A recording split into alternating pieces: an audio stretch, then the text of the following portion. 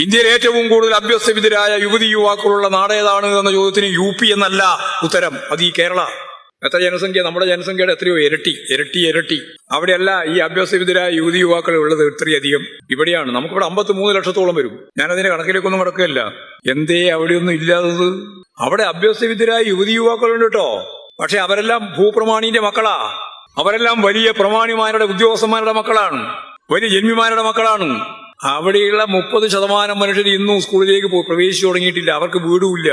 ഇവിടെ ഈ പാവപ്പെട്ട മനുഷ്യന്റെ എല്ലാം വീട്ടിൽ ഇപ്പോഴും അഭ്യസ്തവിദ്യരായ, ഞാൻ നേരത്തെ പറഞ്ഞ ഉന്നത വിദ്യാഭ്യാസം നേടിയ യുവതി യുവാക്കളുണ്ട്, കൃത്യമായിട്ട് ജനകീയമായിട്ട്.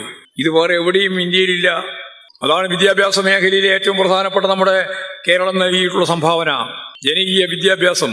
അത് ഇപ്പോഴും ശക്തിപ്പെടുത്താനാണ് ഞങ്ങൾ ശ്രമിച്ചുകൊണ്ടിരിക്കുന്നത്. ഈ ഗവൺമെന്റ് ഇപ്പോഴ് കൃത്യമായിട്ട് പറഞ്ഞു, കഴിഞ്ഞ 5 കൊല്ലക്കാലത്തിനിടയിൽ LP സ്കൂൾ മുതൽ ഹയർ സെക്കൻഡറി സ്കൂൾ വരെ ലോകോത്തരമായി.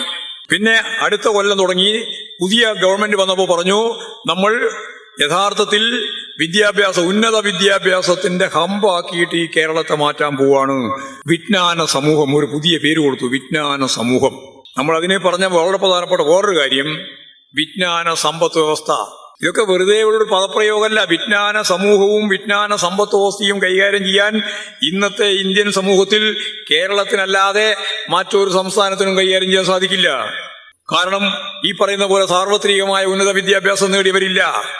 അറിവ്, സാധാരണ എക്കണോമിക്സ് പഠിച്ചിട്ടുള്ള ആളുകൾ ഇവിടെ ഇരിക്കുന്നുണ്ടാവും. അവരെല്ലാം സമ്പദ് വ്യവസ്ഥയെ പറ്റി പഠിക്കുമ്പോൾ സമ്പദ് വ്യവസ്ഥയുടെ അടിസ്ഥാന നട്ടൽ എന്താണ് എന്ന് കൃത്യമായിട്ട് എക്കണോമിക്സിന്റെ സിലബസിലുണ്ട്. അത് ഓരോന്നുമല്ല, പണമൂലധനമാണ്. പണമൂലധനം. ആ പണമൂലധനം ഉപയോഗിച്ചുകൊണ്ടുള്ള സമ്പദ് വ്യവസ്ഥക്കല്ല കേരളം ഊന്നൽ നൽകുന്നത്. ഞങ്ങളിവിടെ വിജ്ഞാനത്തെ മൂലധനമാക്കി മാറ്റുക.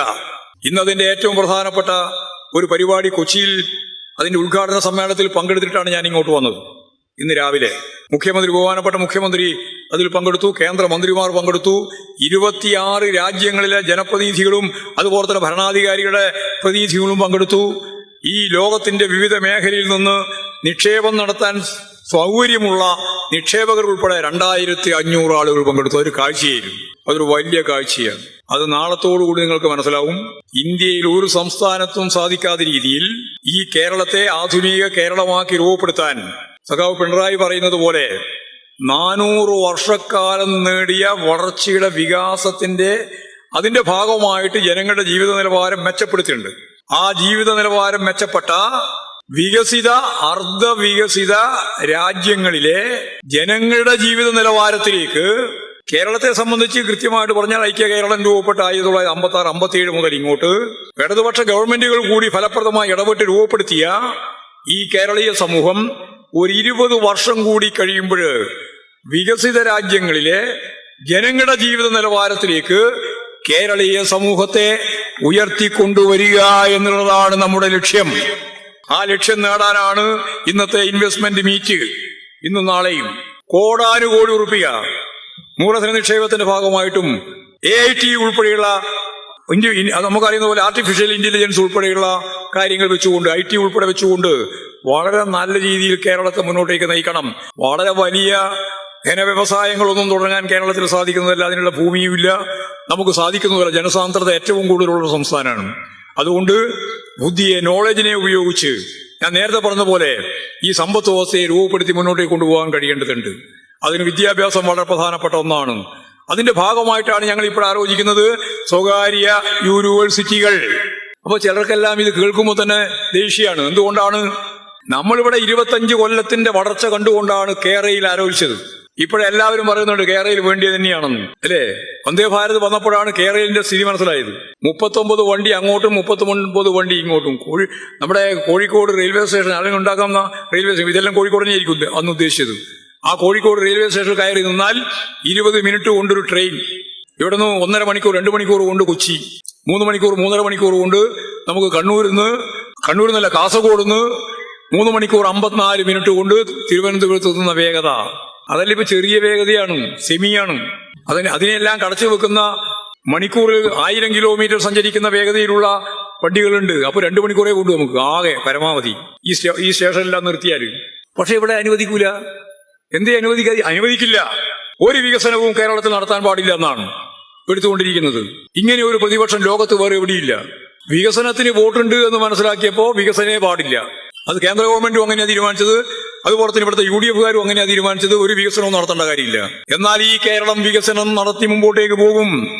ഇപ്പൊ തന്നെ ഞാൻ നേരത്തെ പറഞ്ഞതുപോലെ കേരളത്തിന്റെ വരുമാനം ഏതാണ്ട് ഇരട്ടിയായിട്ട് വർദ്ധിപ്പിക്കാൻ നമുക്ക് സാധിച്ചിട്ടുണ്ട്. എന്നോട് തന്നെ ചില UDFന്റെ നേതാക്കന്മാരെ ചോദിച്ചു, നിങ്ങൾ എന്ത് മസ്മര വിദ്യ കളിക്കുന്നത്? കാരണം ഈ പണം തരുന്നില്ല. 54,000 കോടി ഗവൺമെന്റ് കഴിഞ്ഞ പ്രാവശ്യം തന്നില്ല. കേന്ദ്ര ഗവൺമെന്റ് ലക്ഷക്കണക്കിന് കോടി നമുക്ക് തരാൻ ബാക്കിയാണ്. ഈ കുറെ കൊല്ലം കൂടി എടുത്ത് പരിശോധിച്ച് നോക്കിയാൽ നമ്മുടെ വിഹിതം നിരന്തരമായി കുറച്ചുകൊണ്ടിരിക്കുകയാണ്. എന്നിട്ടും ട്രഷറി പൂട്ടാതെ ഈ ബാലഗോപാൽ എങ്ങനെയാണ് മുന്നോട്ടേക്ക് പോകുന്നത് എന്ന് അത്ഭുതത്തോടു കൂടിയാണ് കോൺഗ്രസുകാരുൾപ്പെടെ എന്നോട് തന്നെ ചോദിച്ചത്.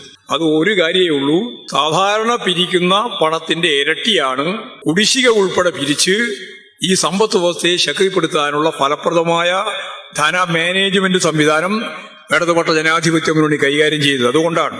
ഇനി സ്വന്തം കാലിൽ നിൽക്കാനുള്ള ശേഷി കൂടി നേടിയാൽ ഒരു സംശയവും വേണ്ട, നമ്മുടെ വാങ്ങൽ കഴിവ് വർദ്ധിക്കും. 20 ലക്ഷം ആളുകൾക്ക് പുതുതായി തൊഴിൽ കൊടുക്കാൻ നമ്മൾ തീരുമാനിച്ചു. ഇടതുപക്ഷ ജനാധിപത്യ മുന്നണിയുടെ പ്രകടന പത്രികയിൽ ഏറ്റവും പ്രധാനപ്പെട്ട ഒരു കാര്യമാണ്. പലരും എന്നോട് ചോദിച്ചിട്ടുണ്ട്, നിങ്ങൾ ഇത് പറഞ്ഞാൽ നടക്കുവോ? ഒരു സംശയവും വേണ്ട കേട്ടാ. 20 ലക്ഷത്തിൽ ഇപ്പോഴും തന്നെ 10 ലക്ഷം ആൾക്ക് ജോലി കൊടുത്തു കഴിഞ്ഞിട്ടുണ്ട്. സംരംഭം തുടങ്ങാൻ നമ്മൾ തീരുമാനിച്ചു. ഞാനന്ന് മന്ത്രിയായിരുന്നു. രാജീവും ഞാനും കൂടി ചേർന്നിട്ടാണ് ആ സംരംഭക വർഷം ആദ്യം ഉദ്ഘാടനം ചെയ്യുന്നത്. അന്ന് പറഞ്ഞു 1 ലക്ഷം സംരംഭകരെ നമുക്ക് കൊണ്ടുവരണം. 1 ലക്ഷം. അപ്പൊ പറഞ്ഞു 1 ലക്ഷം. ഇപ്പോഴും 3 കൊല്ലായി. 3,10,000 3,10,000 സംരംഭം. അതുകൊണ്ടാണ് കേരളം വ്യാവസായിക സൗഹൃദത്തിന്റെ 28ാം സ്ഥാനത്തായിരുന്നു നമ്മൾ ആദ്യം ഉണ്ടായിരുന്നത്. 25ആയി, പിന്നീട് 15ആയി. ഇപ്പോഴിന്ത്യയിലെ 1ാം സ്ഥാനത്തേക്ക് കേരളം വന്നു ചേർന്നിരിക്കുന്നു.